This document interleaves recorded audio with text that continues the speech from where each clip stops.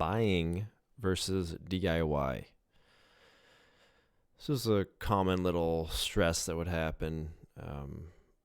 Of course, people want to DIY for the most part, you know? For the most part, people want to do that, especially at East Wind. Let's do it ourselves. That is not possible. And the most obvious case of that is that we're not growing our own peanuts, cashews, and almonds. We buy those things. We buy plastic buckets. We buy all the materials for the business. Moving into the labor to be done, contract labor, building maintenance. People can feel like you're stepping on your toes if you say, "Hey, can we hire an outside contractor and get this done?" It's not getting done.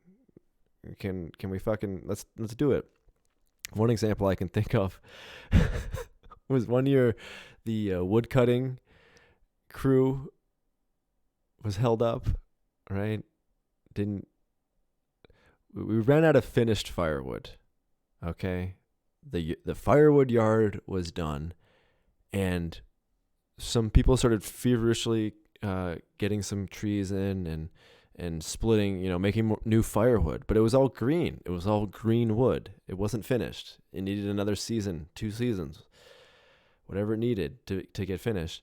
And there wasn't the flexibility or the you know how fucking cheap firewood is around here in these parts? Us working in the factory is, it's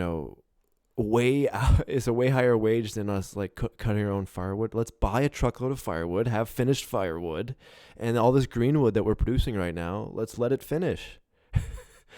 No, that's not what happened.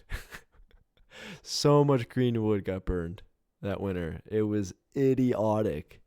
And the person managing that labor area, they couldn't pivot when you needed to pivot.